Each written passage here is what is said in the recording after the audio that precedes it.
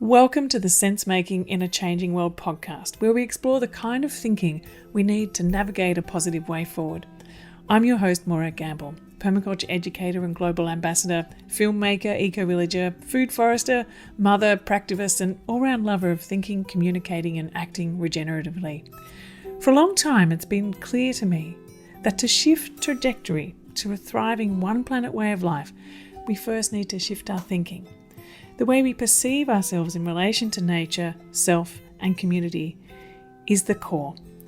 So this is true now more than ever, and even the way change is changing. Unprecedented changes are happening all around us at a rapid pace. So how do we make sense of this? To know which way to turn, to know what action to focus on, so our efforts are worthwhile and nourishing and are working towards resilience, regeneration, and reconnection. What better way to make sense than to join together with others in open, generative conversation? In this podcast, I'll share conversations with my friends and colleagues, people who inspire and challenge me in their ways of thinking, connecting, and acting. These wonderful people are thinkers, doers, activists, scholars, writers, leaders, farmers, educators, people whose work informs permaculture and spark the imagination of what a post-COVID, climate-resilient, socially just future could look like. Their ideas and projects help us to make sense in this changing world, to compost and digest the ideas, and to nurture the fertile ground for new ideas, connections, and actions. Together, we'll open up conversations in the world of permaculture design, regenerative thinking, community action, earth repair, eco-literacy, and much more. I can't wait to share these conversations with you. Over the last 3 decades of personally making sense of the multiple crises we face, I always return to the practical and positive world of permaculture, with its ethics of earth care, people care, and fair share. I've seen firsthand how adaptable and responsive it can be in all contexts, from urban to rural, from refugee camps to suburbs. It helps people make sense of what's happening around them and to learn accessible design tools to shape their habitat positively and to contribute to cultural and ecological regeneration. This is why I've created the Permaculture Educators Program, to help thousands of people to become permaculture teachers everywhere through an interactive online dual certificate of permaculture design and teaching. We sponsor global perma-youth programs, women's self-help groups in the Global South, and teens in refugee camps. So anyway, this podcast is sponsored by the Permaculture Education Institute and our Permaculture Educators Program. If you'd like to find more about permaculture, I've created a 4-part permaculture video series to explain what permaculture is and also how you can make it your livelihood as well as your way of life. We'd love to invite you to join our wonderfully inspiring, friendly and supportive global learning community. So I welcome you to share each of these conversations, and I'd also like to suggest you create a local conversation circle to explore the ideas shared in each show and discuss together how this makes sense in your local community and environment. I'd like to acknowledge the traditional custodians of the land on which I meet and speak with you today, the Gubbi Gubbi people, and pay my respects to their elders past, present and emerging.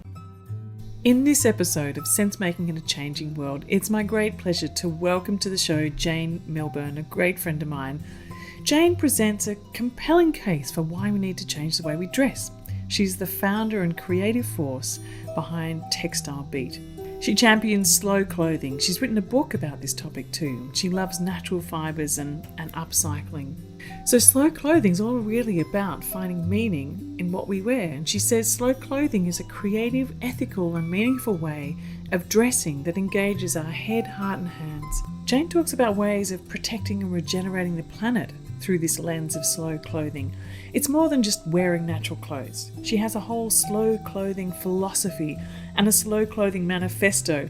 And she talks about how secondhand is the new organic and mending is good for the soul. So Jane offers us a beautiful, everyday, practical philosophy, accessible to everyone everywhere, that brings us to wholeness through living more simply, creatively and fairly. So I'm sure you're going to enjoy this conversation today with Jane Milburn. Well, thank you for joining me today on the show, Jane. It's just such a pleasure.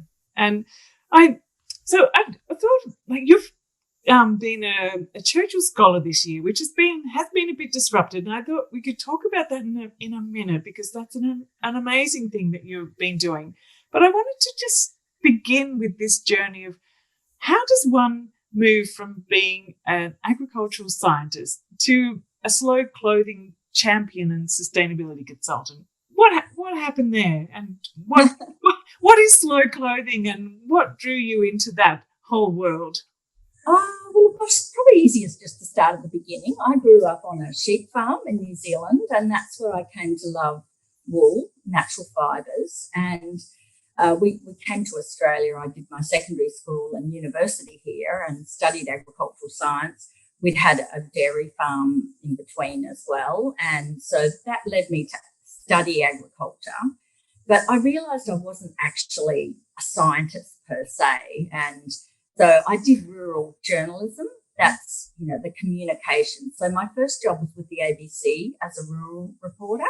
And I was in Victoria, and that's sheep country as well. So all through my journey, I've had these natural fibres. And then I came to Queensland, got married, had 3 children, and did rural communications jobs, worked with newspapers, the Courier Mail, Country Life, and then for farm groups. I did advocacy work for farm groups. And that was probably where and that's communicating a message around what's important to them. One of the main ones I did was Save the Aussie Banana for the Australian Banana Growers Council. And that was all about a pest and disease, a rejection of imports on the basis of pest and diseases. So, over time, when our third child finished school, it was just a little bit of transition. I had done a leadership program, the Australian Rural Leadership Program, and that really helped me understand what my values were, what was important to me. And we're taught to step up and lead wherever we see it's necessary. So when Lily, the third child, had finished school, it was kind of like, right, it's a little bit more my time again now. I don't need to be doing things I don't want to be doing. And so it was really then a search around meaning and purpose for the next phase. And it coincided when I was doing the second part of my leadership training. The Rana Plaza factory collapsed in 2013 in Bangladesh. And we really had this window into where all the cheap clothes that we'd just sort of been enjoying this arrival of these gifts and not having to worry about clothing, because also through my career, I guess I've been following the food story and how we became aware of where our food came from and wanting to grow more and wanting to have local. So I realised, this combination of things that, the clothing story was missing in there, that we'd just taken this for granted, this flow of clothing. And then we realised that that's why it's so affordable and we don't have to worry about it because it's basically being made by people in other countries, in unsafe workplaces. So that piqued my awareness. I was already on the natural fibre journey and I'd set up Textile Beat, but that really cemented the fact that there's a message here. And the other thing that I had been observing is the change in the fibres. And that was, whilst I'm concerned about the ethics, it was really the natural fibres that I was honing back in on. And I started doing some research around, you'd see that most of the clothes were synthetic. And then it was only when I found some information that I cobbled together from the FAO and from World Fibre Reports that you could see that within a decade we'd gone from having half natural fibres, half synthetic in our clothing to basically 2/3 synthetic. And synthetic fibres are actually plastic fibres. They are derived from fossil fuels and they're very affordable and easy to make, much easier than growing a crop and going through all these processes. So, but the problem with the synthetic fibres that Dr. Mark Brown's research identified was that they shed microplastic. They're plastic, they're shedding microplastic particles. And every time you wash a synthetic garment, it can shed up to 2,000 microplastic particles. So it's one of the biggest pollutants in our ocean is our synthetic clothes. I just heard the other day that, it's not just in the sort of the surface areas and near the coast. They've found them 3 kilometres deep. And thick layers of this embedded that just settles down. Yes, and you see, often there's a criticism of natural fibres that, well, yes, they shed as well. They do shed, but they're shedding biodegradable material. But, it may settle into layers, it may not. If it's just out there, it just goes back into nitrogen, carbon, oxygen, hydrogen, and is useful. It returns, whereas the plastic is there forever. And so this was something that really wasn't common. It's kind of common knowledge now, but back then it wasn't common knowledge. And so this has been the journey of my work, to talk about these things, and also the huge waste of clothing as it became more affordable. And there's 2 factors: the change in the fibres to the synthetics, and then the modern day slavery. Those things increase the consumption 2 to 4 times in places like Australia. And we are the second largest consumer of clothing after North America. And then that leads to waste and pollution as we just sort of throw things away because they're not worth, we think they're not worth mending, if they're cheap and nasty, we've had enough of them. And the other thing is there's a loss of skills and knowledge. So we've forgotten how to mend. We've forgotten how to value our clothes. We're not buying quality pieces that might last a long time, investment pieces. So I think we have had a huge shift in the last 5 years where we've suddenly woken up to what's going on with our clothes. And, I guess that's sort of, I feel I've written a book in the meantime. Slow Clothing was sort of a consolidation of the work that I've done. And it's really just a simple narrative about our clothes. It's not about fashion in any sense, because the problem I feel with talking about fashion is, by definition, that's ever changing. It's what's in fashion and what's out of fashion, and therefore we throw things away. So I talk about slow clothing, but slow fashion has also become a thing over this time, where we're becoming aware that natural fibres are much more comfortable to wear. And when you have natural fibre clothes, you're not having to wash them as much as the synthetics. And, when you think about the fact that means, the shedding as well as the use of resources in the simple act of washing your clothes. So natural fibres, you don't need to wash as much, and they don't smell, and there's just so many things to recommend them. But of course, there is a downside as well. We hear a lot about the water used in cotton production, and yes, it does use water. But if you try and grow tomatoes, as I was during the COVID lockdown, you realise how much that water takes water. So everything uses water, and the main thing we can do is, particularly with cotton garments, is wear them until they wear out. And then, we just have to accept that.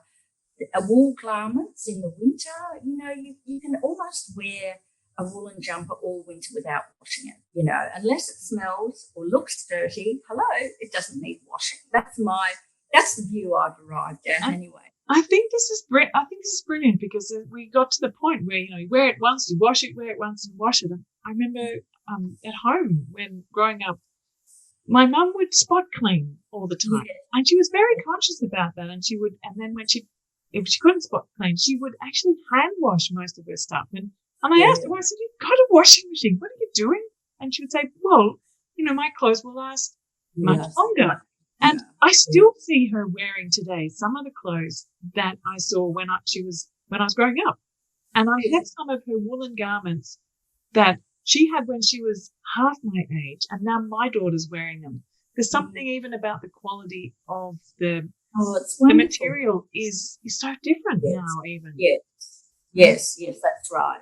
And so treasuring those things and valuing them is something we are returning to. Whereas for a while we went through this trend, and all the marketing, wear this is the latest colour, the latest hemline. But, really we're better having one quality thing than 5 cheaper things. And that's part of my Slow Clothing Manifesto. As part of this process, I came up personally, I do a lot of spot cleaning as well. And just while we're on that, the other thing I do is sometimes I find, you know how the inside of the collars are the parts that get dirty, and perhaps under the arms, you know, where it's a bit closer to your body, although I've started wearing much looser clothes, which is another strategy. If they're not clinging and carrying on, you know, you don't have to wash them as much either, and just air them or hang them in the shower when you're washing. That freshens them up. So all those sort of strategies are great. But in the 2014 year, I did a whole year of upcycling where I was reusing and sewing. And that was a deliberate thing. I remember going on ABC radio at the end of 2013 and saying I was going to do a whole year of, you know, using what I had, thrifting perhaps, but not too much of that, and sewing. And, you know, it felt a bit sort of as if I was putting myself out on a plank there.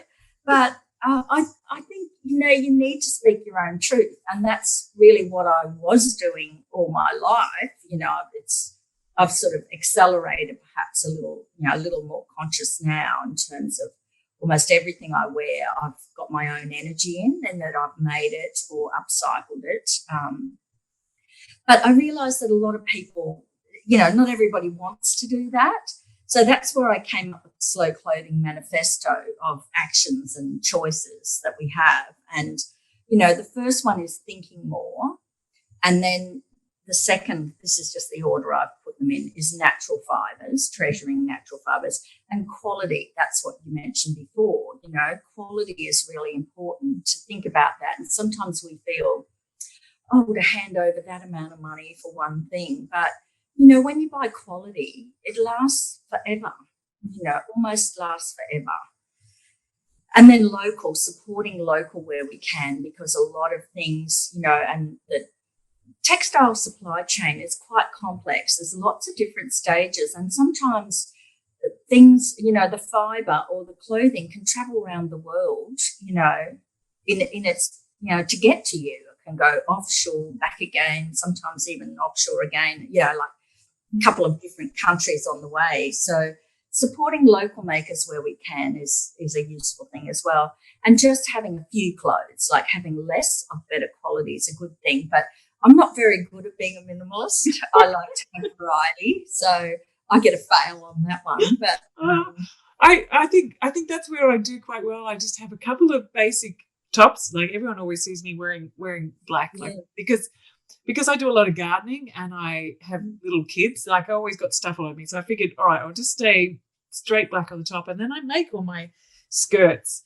And I just have 3 or 4 wrap skirts, and they just go over anything. And I've been into Westminster Palace, and I've been everywhere in the same clothes. I just kind of like, you know, throw a scarf around or something, and that dresses it up, or I just hook it up and I'm out in the garden or on my bike. It's the same thing. I have 3 or 4 skirts, 3 or 4 tops. That's it.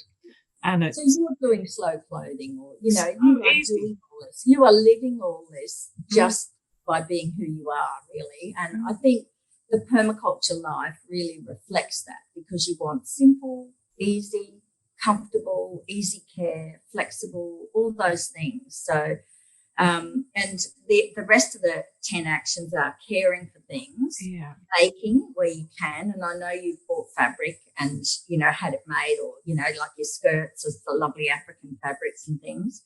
And so revive, which is vintage and thrifting and using grandma's clothes, and adapting, which is where you might get the scissors out, you know, sometimes cutting off a sleeve, the bottom of the sleeve, you know, if it's too tight or it's got shabby at the end, just chop it off, and you can just hand stitch it up. And sometimes also the length of a dress or a skirt can really make a difference where it's sitting on your body. So that's adapting things to work for yourself. And you can also use natural, you know, dyeing techniques as well, things like that. It's a great way to adapt. And then the last one is salvaging, where we use what we can. And, you know, I do a lot of T-shirt yarn and things like that, where you're sort of doing your own downcycling and turning it into something else. So can you tell us a bit? So there's upcycling and downcycling. So can you just define and describe those a bit for us? Upcycling is where you are sort of adding value either, from a sustainable perspective or creative. You want to make it look different. So you're getting a resource that's to hand, and it can go two ways. It can go off to landfill or, be used as a rag and chucked, once and chucked out, or it can be upcycled. For example, what I'm wearing today, which you probably can't really see, but I can send you a photo, but this is a table. I've made this dress out of a tablecloth, and so we don't use these tablecloths anymore, beautiful embroidered ones. So I've just turned this into a loose dress just by making, it's a little bit complicated. It's a technique called subtraction cutting, where I've cut out a hole for a neck and sleeves, and I originally turned the tablecloth into folded, into a rectangular shape, which is a pillowcase. If you imagine a big pillowcase, and then you cut a neck and sleeves, and this is the leftover bit from the rectangle. I didn't want it to be too wide, if you know what I mean. So I cut a piece off the side, and I've just used this as a bit of a scarf around my neck and just to cover my shoulders and my arms. So, I mean, it's hard to talk about that, but I've used a tablecloth that was sitting in the cupboard, not doing anything. I wouldn't wear, you wouldn't use it for food because, when things get spilt on it, it wrecks it, So I've turned it into a garment, and that's what upcycling is, where you change something for the better in your mind, and, you keep wearing it. Whereas the downcycling is just, it's what happens with aluminium cans, they're squashed and they go off again. And we are doing a bit of, there's talk of recycling textiles. There's a group called Blocktex in Australia who are looking to extract the fibres and have them respun again down the track. But that industrial upcycling, or downcycling and then upcycling, it's a bit of a way away. So, yeah, it's just thinking maybe about downcycling is my composting of my clothes. Finished with my clothes. Like, this one is almost finished. It's got so many holes. I don't know if you can see so many holes in it, and it's got. The thing is, most people don't notice the holes because there's patterns. Well, that's a bit holy. you can slice that off and turn it I can slice it, and I can stitch it, I can put a liner in, I do all these sorts of things. But then when they're finally ripped and had it, then I pop them into the compost or the worm farm. And because they're natural fibres, and then they grow again. And that's the wonderful thing about having natural fibres. You can actually confidently do that, even if it takes a little while. But I've done a couple of experiments with the different fibres. In my backyard, I had little swatches buried for 11 months, and the natural fibres almost completely disappeared in that time, except for the silk. And the synthetics were very visible, like not much change at all there. They just looked like they'd had a bit of a hard time for a while. But if I'd washed them, which I didn't do, but they would live on, which there's a benefit to that. And I have learnt that with swimwear, that synthetics are the go. I was wearing wool for a while, and I loved wearing wool onesies and just a singlet and little boy leg pants. And I loved swimming in it, but it didn't have the longevity. I only got a few months worth of swimming out of it. So I've had to return to synthetics there. So they do have some benefit, but we just don't need it all to be that. No. And I think that's where your ethic within your manifesto of care comes in. So, if you have your synthetic bathers, then you make sure that you wash them out and you care for them so that they last as long as possible, instead of just leaving them chlorine in them or whatever. And yes. Anyway, it's a bit of an adventure, but I think just focusing on our clothes. The other thing is you have to invest a bit of time, and a lot of people don't necessarily want to invest time or have time. There's certainly busy phases in your life, and you're probably in it in a way, Morag. You've got young children, but I definitely find that I've got more time available now because I can focus on these things. So I think there's ages and stages. But And where did you learn how to sew? I think sometimes also it's the not quite knowing where to start, we're not having the skills. I'm so thankful. My mum always sewed. She always made clothes. And I grew up watching her make clothes. And if something happened, she'd say, "Oh, give it to me." And she'd mend it. And that still goes on. Now, whenever I go down, she's got anything to mend. So when what I was going to say, when I was 16, my birthday present was a sewing machine and a set of lessons with the seamstress down the road. So she taught me how to make patterns and how to read patterns and how to do, collars and buttons and things that my mum wasn't as confident about. She just does simple clothing, which is brilliant, and actually what I mostly do. But I thought that was looking back on it now, it was the most brilliant gift. And it reminds me of this this quote that I read in your book, was give someone a shirt and they're clothed for a day. Teach someone to sew and they're clothed for a lifetime. It's kind of like that, give someone a fish, that sort of quote, isn't it? And it's beautiful because I felt so liberated by that. As I was growing up and really wanted to be fashionable when I was in my late teens, I could make whatever I wanted to. I could scan in secondhand shops, pick up stuff, redesign it how I wanted to, make whatever I wanted to. I'd look up and down the high street of down in Chapel Street in Melbourne and look to see what all the designers were doing. I'd go home and whip it up myself, and I felt so capable that I didn't have to spend an enormous amount of money, but I could still feel good that I could make my own stuff. And now I'm far more pragmatic, but it was a great skill to have all throughout my life, I think. Yes, and look, that is wonderful, and I really understand because that's for me as well. My mother was actually a home economics teacher. Oh, okay. But she didn't, I grew up seeing her sew, and Grandma and Nana lived on the farm with us. But I really feel as if I'm a bit self-taught. Like you can get the basics, and sometimes you underestimate how much you know. But I could say that you teach yourself. Yeah. You teach yourself by doing, and not trying to be overly ambitious. Just start with simple things, and then you can work up, and you learn how textiles behave, how the different textiles behave and things. So just play, you're saying. It is play. It is, absolutely. And actually, in your book, was what I really love about your book too is that I've got it here. It's the same with your poster there. That you actually show a whole lot of techniques of different ways of sewing, which is so brilliant, so handy.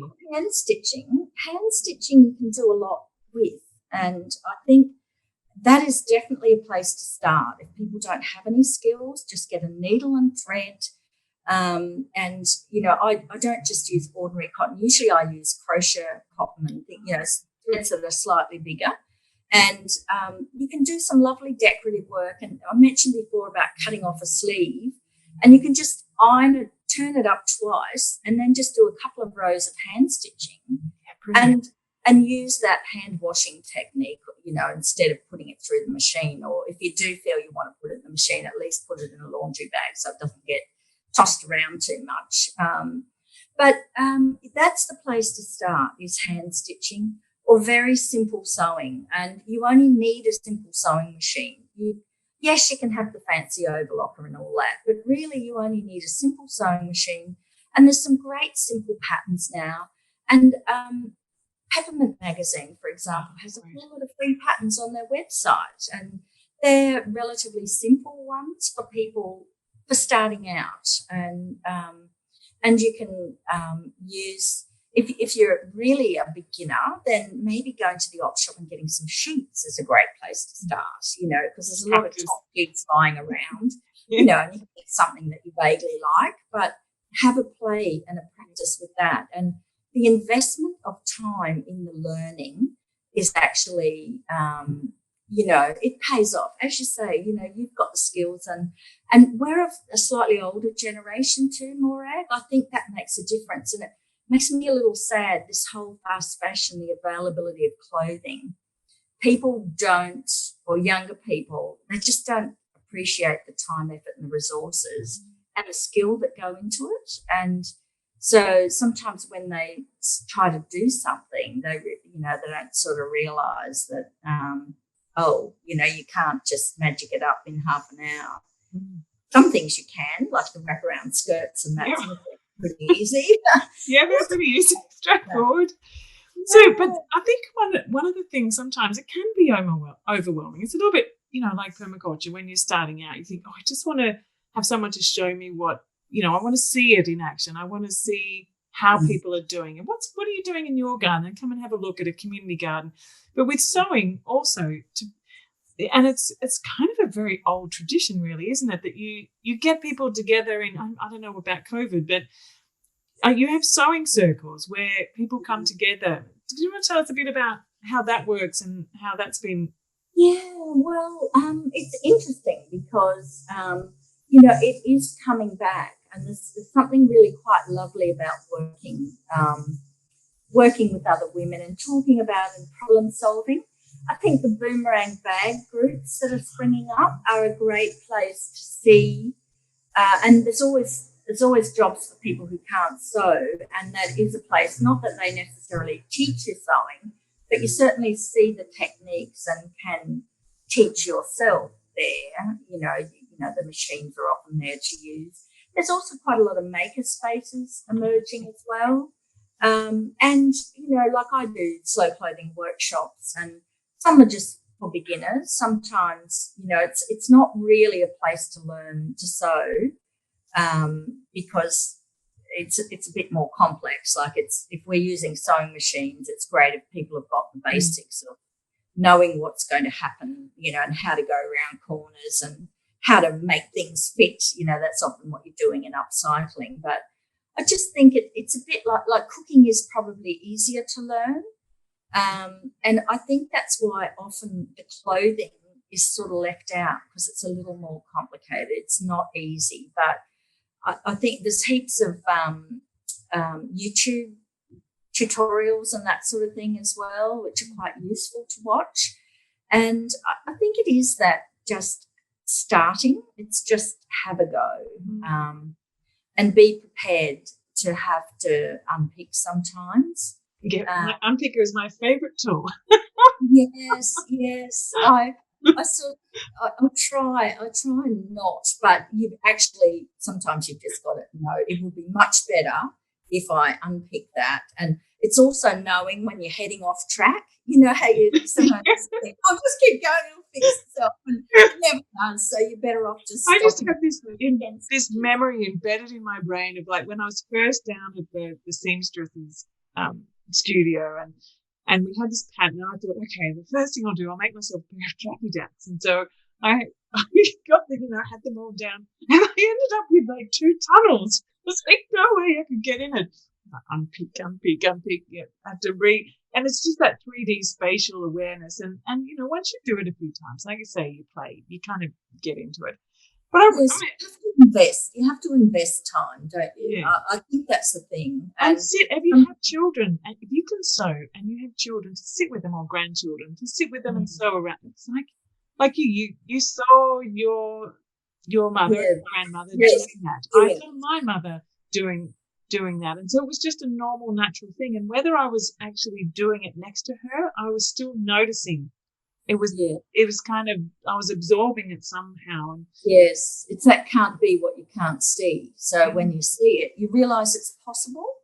I remember when in the early days when I was starting doing this work, a young person said to me, "Oh, you mean you can make clothes? You mean you can make them?" And I think this girl just didn't sort of realise, but it's not just women who sew. That was the point that I was making. I think men do as well. And I know my eldest son is the one that does the sewing, and he's got a couple of little children now, and he's often the one that will use the machine and do things. And also with my daughter Lily, when she was going to the music festivals like Splendor and that, she wanted some crocheted shorts. So we sat down and made them together, and I took off the pattern. So I think it's beholden on us with the skills to be trying to pass them on. And and help people understand what's possible. And why that bigger picture. I think that's something that really, about your work is it's about learning these skills, but there's a really deep reason why you're doing it, because actually shifting the way we think about clothing shifts the way that we think about everything that's around us, because it's that relational thing. It's a philosophy, isn't it? And once you start with one thing, it's like when you think about the philosophy of gardening, it infiltrates into how then you eat and how then you relate with the local farm or the soil or the natural areas around you. It's a similar sort of thing. It begins in one spot where you're passionate and then just kind of ripples through your life. So there's two questions I wanted to ask you. One was about you've just finished a permaculture design course down at Northey Street City Farm, and how do you then maybe describe slow clothing through a permaculture lens? Has it shifted how you see things at all? And then the second, where we go after that, I was wondering if we could talk a bit more about some of the stories that you've heard from the people that you've been talking with in your Churchill Fellowship. So we just start with the permaculture lens first. Permaculture. Through my work in rural reporting, I've been aware of permaculture for a long time. And I did a story with the Sunday Mail with Robin Clayfield, who's up near where you are, when she had her book, Have Your Permaculture and Eat It Too, I think it is. So I'd always been aware of permaculture. And I think the thing about doing the design course, it just fully made me realise that what I'm doing, I could have called it permaculture clothes, really it's all about that, because it's natural, it's regenerative, it's resilient when you're using what you've got to hand and all that kind of thing. So earth care, people care, fair care, it's all that ethics embedded within it so beautifully. It's very much about ethics. It's where I've come to and realising. So it was actually really affirming to do the permaculture course, and I just loved the holistic nature of it. It just brings everything into perspective. And I do feel, because I do feel that there's more place for conversations about clothing within permaculture, because it was kind of like the missing narrative. And that's why I guess I spoke up, because I felt the fashion narrative wasn't addressing these ethical concerns. And then I feel there's a little bit of potential for permaculture to have a conversation about clothes as well. So, and that really is the slow clothing conversation. So within the zone zero, I think, like what's going on inside the house, I think if we kind of bring it into that and sort of use that as the platform. But I also like to connect it in with the zone one, the kitchen garden, the compost area, like thinking about how definitely. And then also, further out too with the community, like you were saying, linking in with that, how you support your local economy, how you supporting the local shops, the local makers, all of that kind of thing, and thinking about the impacts of the dyes. So thinking about, are we impacting the natural area, the wilderness zone, the zone 5? Are we, all of these things. Yeah. And growing your own dye. Yeah, like because I've got some Indigofera australis growing. It's kind of, it's having a bit of a battle. I think it'll be a long time before I get enough vegetative matter to... Even the vegetables, like collecting your avocado pips. Onion skins. Yes, and avocado pips. turmeric, all those things. Your vegetable garden can be your clothes dye. Actually finding, though, the natural, undyed fabric that you can actually use is sometimes a challenge, like actually sourcing that the raw material. Yes, a wonderful thing to make more accessible. There is Full Circle Fibres is an Australian cotton that's grown on a farm out at St George. One part of the process does have to go offshore to Manchester to be spun and come back here. But all we need is investment in Australia, and we can have it fully local. And I do believe that will come in time. So what you're saying, we're growing it? We're growing it. Yeah, the only thing we can't do is spin it. Spin, yeah.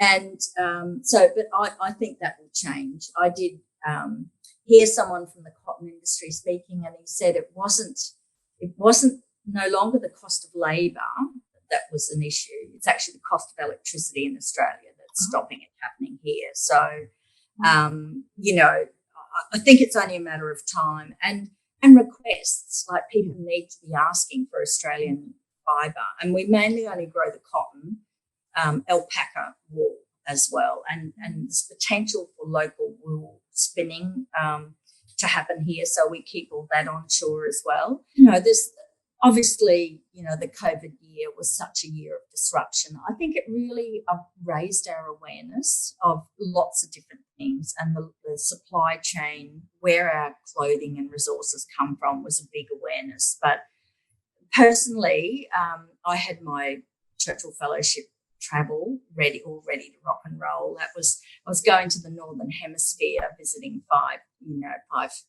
the US, the UK, Japan, and that. It's just deferred for now, but I was going to be looking at how hands-on upcycling can reduce textile waste and enhance well-being. So I continued. I did a virtual Churchill where I started, doing interviews with these people that I was going to be meeting face to face. And I've still got more of that to do, but it's really not quite the same as meeting face to face. So I think what I've done is sort of evolve and adapt the work, and I'm broadening it out too. I guess that's the benefit of doing the permaculture course, because I realise, this is about skills for living. It's simple living. It's knowing, we're so marketed to, and so many things are designed for us now that we can go out and buy anything our little heart desires, but that's not actually very personally satisfying. And I think when you get to a certain stage in life, you realise that. And I think I've got a duty of care to try and educate people around what are the simple things, what are the important things to be doing in life. And so I'm working with a colleague who did the illustrations in Slow Clothing, and we're putting together another book, which, at the moment it's got the working title of Simple Living Skills, and it'll be a little bit along that, because home economics per se has sort of disappeared from the curriculum in some ways. It's evolved into other things, and I guess it's just those things our mothers taught us and fathers taught us, because my dad was great with gardening, and he actually cooked a lot of the meals for us growing up at home. So he was very active as well. But I just think it's what matters in life, and we need a few different narratives going on about living simply, living locally, and how actually doing that benefits your well-being. Because when you're focused on living directly, that's what it's called, living directly, instead of living through social media and through other people's eyes and what they think is important. I think living directly, using your hands to do things and having your own energy invested, makes you value things. So that's where I'm going, Morag. I mean, that's really my journey for next year, is to kind of, and it is about permaculture, but, there's different ways of communicating it. And I just think, there's the things that grandma might have taught you. And there is such I think there's granny skills is a known thing. I think there's someone in South Australia who's coined that term. So, but even not granny skills, it's even just mama skills. I'm thinking about my age group. So yes. I'm not a grandmother yet, and I was talking to my daughter last night as we were coming home, and she was saying, you should really write a book or something about what life was like when you were growing up, because you always tell people that, when you were young, that was the last point that Australia lived a one planet way of life. And what was that life like? What did we do? And I think it's it was about local. It was local, and it was DIY, and it was the resourcefulness of, saving the water, taking it out in the water and your pot plants with it, and, just all those little simple things. And like it amazes me that often it's the simplest is the best. And I feel as if we're coming full circle on this. And, we've had the razzle dazzle life, and everyone comes to as a different stage of awareness. But I kind of feel as if I've arrived here realizing that a simple, authentic life is the most relaxed. Like mental health is such a big issue now, but when you just concentrate on simple things that you can manage for yourself and being creative, it keeps your brain active and alive as well, which there's links to longevity there and deferring. With the COVID world, when we are also a lot more local and Yes. forced to be more home based, that it gives us something really tangible and practical to learn and to lean into. I think regaining these skills. So Yes. gosh, Yes. thank you so much for taking the time to talk with You're me welcome, today. And I Laura. look forward to your new book. I love slow clothing. I'm going to put all the links below. Is there anywhere in particular that you want me to send people to find out information about your work? Do you have a website that has all those interviews that you've been doing, your virtual Churchill? Yes, so that's textilebeat.com. And the book is often available in libraries. So, I sell it through my website, but I know there's 20 copies in Brisbane Library. And, that's where I liked as the first port of call. I think just borrow it and just have a read. But I just think it's people putting up their antenna, and they will notice a lot all around them about other things when you change your mindset to simple living. So and invite other people to come in and do it with you, I think. Yes, you need to have fellow travellers, because it's so easy to be distracted by all the bright and shiny things, isn't it? You need to find the authentic people who are living in the real world and also living simply. Fight for Planet A. I don't know whether you saw that on the ABC, but Craig Rucastle, following War on Waste, and we've got lived experience of climate change now, and people are dying from it. And I think that the heat is starting off again this year. So we've really got to change our ways. And I think it's just starting with the small things, just making small changes. That's really what I'd recommend. And there's no script. We make up our own script. So I just think start looking and start listening, and just start by wasting less. That's a really, really good entry to living simply. So thanks, Morag. Thank you, Jane. Have a wonderful holiday season, and I look forward to catching up with you again next year. Yeah, great. Okay. Bye. Trip. So that's all for today. Thanks so much for joining us. Head on over to my YouTube channel, the link's below, and then you'll be able to watch this conversation, but also make sure that you subscribe, because that way you'll be notified of all new films that come out, and also the release of the extended tour of Lammas Eco-Village, where we go into the landscape and the common spaces too. And also you'll get notified of all the new interviews and conversations that come out. So thanks again for joining us. Have a great week, and I'll see you next time.